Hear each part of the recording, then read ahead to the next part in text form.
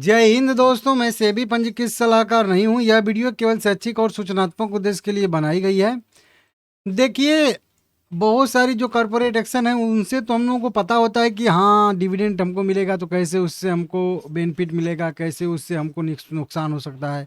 Split में भी आपको पता है कि हर एक शेयर के बदले में हमको कितना शेयर मिलेगा, तो प्राइस कितना एडजस्ट होगा। वही चीज़ बोनस में भी होता है। लेकिन डिमर्जर में कैसे पता चलता है या कैसे पता चलेगा कि हमको जो है बेनिफिट हुआ है या नुकसान हुआ है, मतलब इसमें प्रॉफिट एंड लॉस स्टेटमेंट हम लोगों का कैसे काम करता है, वो कैसे पता चलेगा। तो एक तो डायरेक्ट मेथड मैं बता दूंगा कि वो तो सीधा ऊपर ऊपर से देख सकते हो, और नहीं तो फिर अंदर से आपको देखना पड़ेगा, तो थोड़ा सा आपको कैलकुलेशन करना पड़ेगा। हालांकि ये प्राइस कोई बताएगा नहीं, आपको कहीं से सोर्स मिलता है, या फिर मैं जैसे आप लोगों को कई बार बताया हूँ कि किसका परसेंटेज कितना इसके बिजनेस में, उसके हिसाब से आप जो है प्राइस निकाल सकते हो।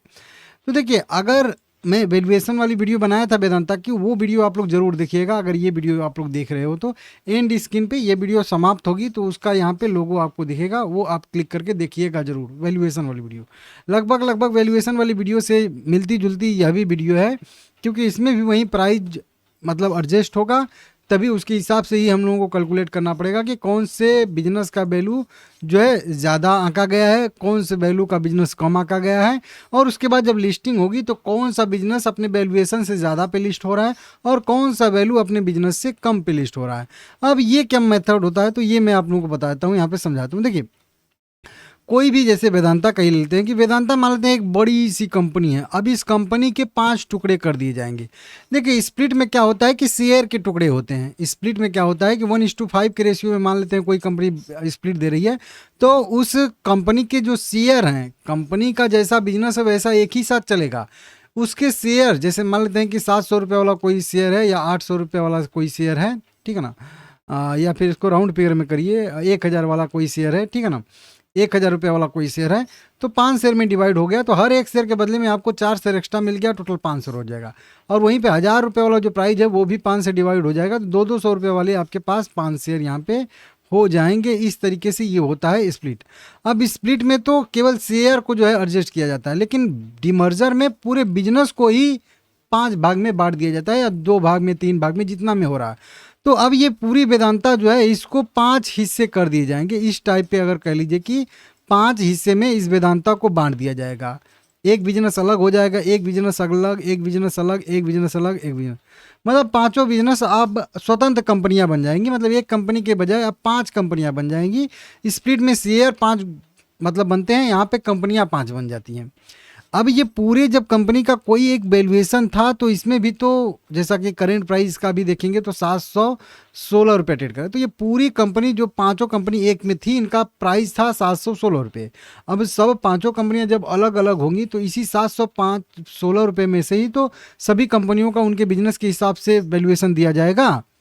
लिस्टिंग होगी तो उनका भी तो कोई प्राइस रहेगा ना भाई। तो वो चीज़ अब ये पता नहीं होता है कि नहीं कि इसका कितना बिजनेस है, वो इसीलिए 30 तारीख को इसका एडजस्टमेंट होगा, 9:15 से 9 बजे से लेकर 9:45 के बीच में।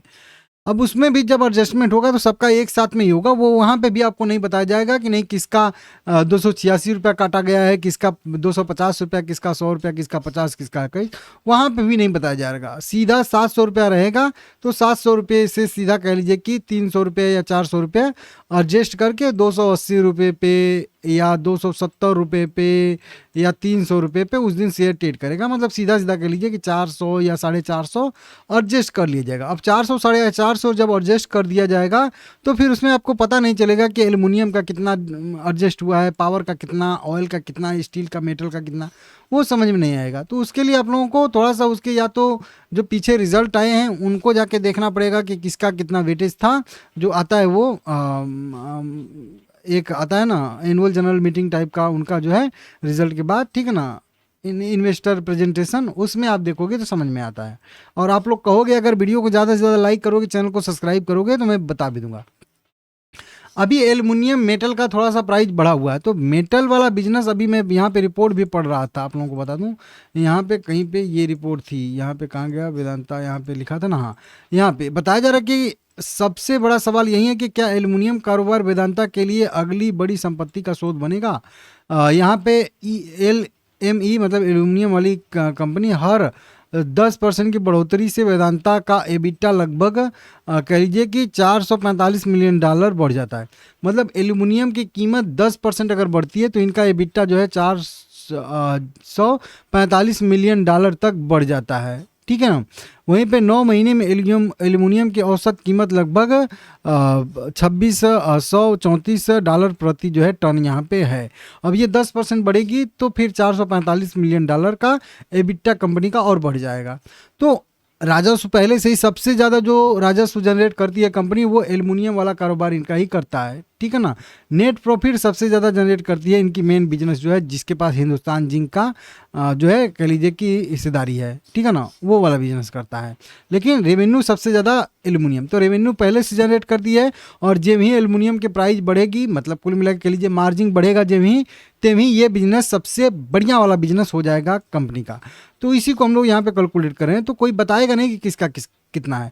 अभी के हिसाब से मान के चलेंगे कि जो वैल्यूएशन है उसमें वेदांता की जो मेन वैल्यूएशन है, इसको अगर हम लोग कह लें यहाँ पे तो 40% के आसपास है, ठीक है ना। इसको ऐसे करना पड़ेगा, ये सारा का सारा प्राइस जो है ना एक एक करके मेरे हिसाब से ऊपर हो गया है किसी कारणवश, कैसे भी, ठीक है ना। इन सबको सिलेक्ट करके एक बार ऐसे नीचे करना पड़ेगा, ठीक है ना। एक पैदान ऐसे नीचे करना पड़ेगा, यहाँ से अब आएगा।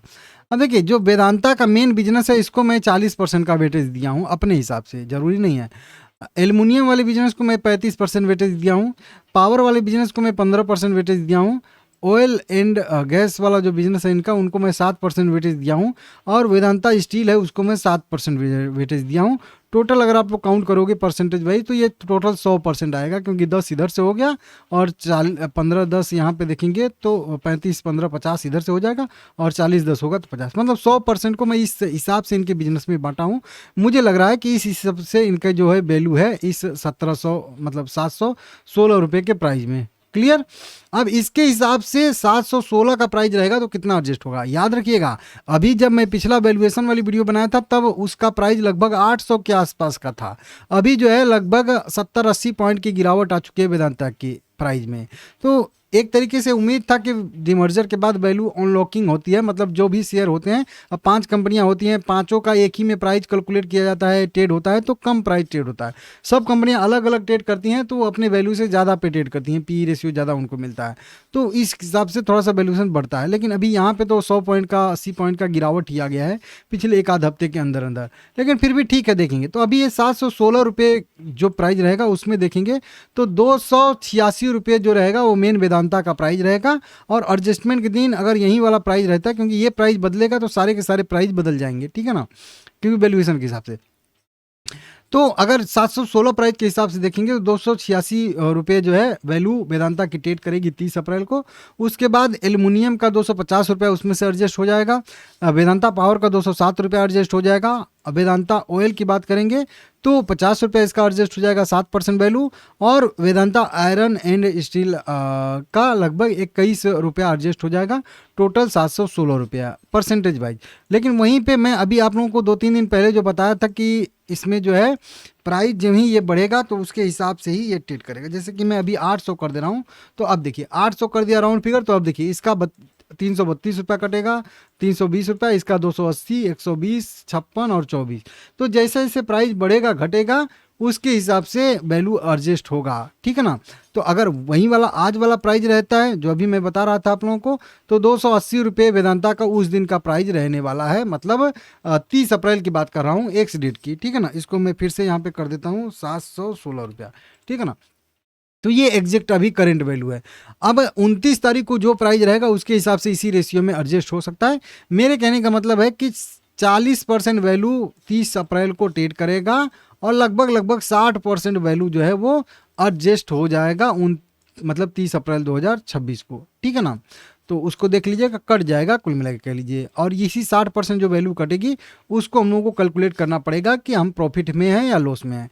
इसका एक सीधा सा भी मतलब कैलकुलेशन होता है, बहुत ज़्यादा दिमाग नहीं लगाने की ज़रूरत होती है तो भी, कि आप किस प्राइस पे खरीदे हैं, आपका एवरेज प्राइस क्या है। जैसे एवरेज प्राइस किसी का 716 पे खरीदा होगा तो 716 वो कैलकुलेट करेगा, कोई बंदा 750 पे भी खरीदा होगा, कोई बंदा हो सकता है कि 800 पे भी खरीदा हो, कोई बंदा हो सकता है कि 775 पे भी खरीदा हो, कोई बंदा हो सकता है कि बहुत पहले से खरीदा है तो 600 पे भी खरीदा हो, 700 पे भी खरीदा हो। तो फिर आपको क्या करना है, सीधा सीधा आपको जो है आपका जो भी प्रॉफिट उस दिन चल रहा है, जिस दिन एडजस्टमेंट हो रहा है, वो आपको देख लेना है अपने पोर्टफोलियो में, ठीक है ना, कि कितना मेरा प्रॉफिट चल रहा है, कितना लॉस चल रहा है, वो आपको देख लेना है, ठीक है ना, सबसे पहले। फिर उसके बाद जिस दिन एडजस्टमेंट हो रहा है, जैसे कि एडजस्टमेंट से पहले का लास्ट डेट मतलब 29 अप्रैल की बात कर रहा हूँ, उस दिन का आपको प्राइस नोट करके लिख के रख लेना है। तो आपका अपना एवरेज प्राइस पहले वाला लिख के रखना है, और जो प्राइस जिस दिन एडजस्टमेंट से एक दिन पहले वाला प्राइस जो मेन रहेगा, खरीदारी करने का लास्ट डेट जिसको कहते हैं, उस दिन का प्राइस आप रख लीजिएगा। और उसके बाद तो केवल वेदांता ही अकेले ट्रेड करेगा लगभग 1.5 से 2 महीने।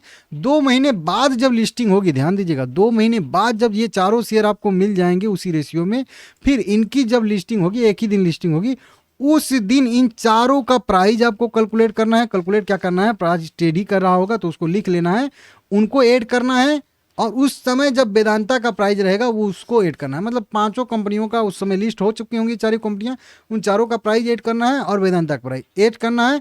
जो खरीदारी करने का लास्ट डेट था उससे अगर ज़्यादा आ रहा है प्राइस, तो मान के चलिए इस वेदांता के मर्जर से, डिमर्जर से आपको बेनिफिट हो रहा है। लेकिन अगर 23 अप्रैल वाली वैल्यू से पांचों कंपनियों का वैल्यू जोड़ने पे भी अगर निगेटिव आ रहा है, तो मान के चलिए कि इस डिमर्जर से आपको लॉस हो रहा है। लेकिन उसके उलट आप अपना भी प्राइस नोट करके रखिएगा, जैसे 700 है या कुछ भी है, फिर उससे भी आप देख लीजिएगा कि उससे आपका कितना आ रहा है टोटल वैल्यू, तो उसको परसेंटेज वाइज आप देख सकते हो कि हाँ कितना आ रहा है कितना नहीं आ रहा है, ठीक है ना। तो इस तरीके से आप कैलकुलेट कर सकते हो। तो दोनों प्राइस नोट करके आप लोग अपना रखिएगा, सबका अलग अलग होगा ना परचेजिंग प्राइस, सेम एक वाला प्राइस तो सेम ही होगा 29 तारीख वाला, लेकिन और प्राइस तो अलग होगा आपका ना, तो वो चीज़ देख लीजिएगा। तो इसकी वजह से अब इसमें दिक्कत कहाँ से आ जाती है, जैसे कि मान लेते हैं कि वेदांता का प्राइस लिस्ट हुआ और यहाँ पे 30 अप्रैल को 280 रुपये पे एडजस्ट कर गया, बाकी के जो प्राइस हैं वो यहाँ पे एडजस्ट हो गए, ठीक है ना, एडजस्ट हो गए।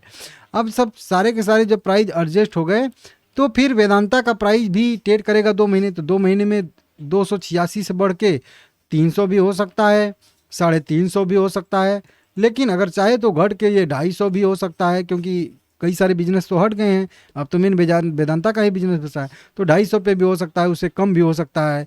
इसी तरीके से लिस्टिंग होगी तो कोई प्रीमियम पे लिस्ट होगा, कोई जो है डिस्काउंट पे लिस्ट होगा, तो ये थोड़ा सा इसका आप लोगों को देखना पड़ेगा। तो इसके वजह से आपको कभी कभी जो है लॉस भी हो सकता है, क्योंकि सभी कंपनियां अगर डिस्काउंट, जैसे एल्युमिनियम का मान लेते हैं कि एल्युमिनियम प्रीमियम पे लिस्ट होती है और बाकी कंपनियां डिस्काउंट पे लिस्ट हो जाती हैं, तो लॉस हम लोगों को होने की संभावना बन जाती है ज़्यादा। और इसमें एक और चीज़ मैटर काम करेगा कि लगभग 80,000 करोड़ रुपए के आसपास का कंपनी के बैलेंस शीट पे कर्ज भी है। अब वो कर्ज कैसे बांटा जाता है, मान लेते हैं कर्ज किसी को कम देना पड़ रहा है, हालांकि बताया जा रहा है कि जिस हिसाब से उनका अर्निंग है उसके हिसाब से ही कर्ज भी उनको जो है बांटा जाएगा 80,000 करोड़ रुपए का।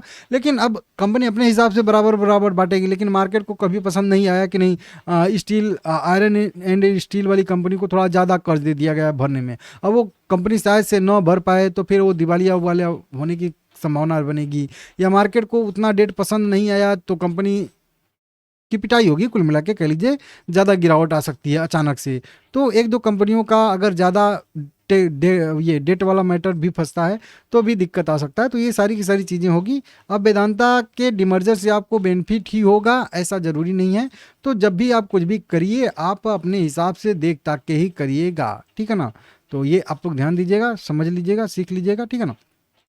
अब ऊपर के साइड से अभी 800 के आसपास शेयर ट्रेड कर रहा था यहाँ पे 796-97 रुपये के आसपास, तो अभी 700 पे क्यों आया, क्योंकि अभी अभी इसी डिमर्जर की वजह से ही यहाँ से नीचे की साइड से मोमेंटम भी आया था, मार्केट भी उसी टाइप पे मोमेंटम कर रहा था तो उसके वजह से भी आया था। तो अभी हाल फिलहाल में मोमेंटम आया था और हाल फिलहाल में मार्केट थोड़ा सा रिटेस कर रहा है, तो इसके वजह से भी वेदांता के शेयर में थोड़ी सी गिरावट आ रही है। तब तक अगर हो सकता है कि मार्केट सही हो गया होगा, मतलब मार्केट मोमेंटम कर चुका होगा 2 महीने बाद, अपना टॉप फिर से टच कर चुका होगा, तो उस समय सारी की सारी कंपनियों का जो मैं बता रहा हूँ लिस्टिंग होगी वो बहुत ज़्यादा प्रीमियम पे होगी। और वहीं उल्टा हो जाएगा, अगर मान लेते हैं मार्केट 2 महीने बाद और ज़्यादा अभी के करेंट प्राइस से भी नीचे रहता है, ज़्यादा निगेटिव नेगेटिव रहता है तो सारी की सारी कंपनियों की लिस्टिंग भी नेगेटिव ही होगी, मतलब उनके एडजस्टमेंट प्राइस से नेगेटिव ही होगी। तो ये भी आप लोगों को मार्केट का भी जो रिस्क है उसको लेके ही चलना पड़ेगा। तो वेदांता से कोई डायरेक्ट या एकदम क्लियर बेनिफिट हो जाएगा आपको, ये ज़रूरी नहीं है, आप अपने हिसाब से देख लीजिएगा, और वो मार्केट पे खास करके निर्भर करता है, ठीक है ना। बाकी ठीक है, वीडियो पसंद आया लाइक करिएगा, और प्लेलिस्ट बनाया हूँ वेदांता का, आप लोग जाके देखिएगा।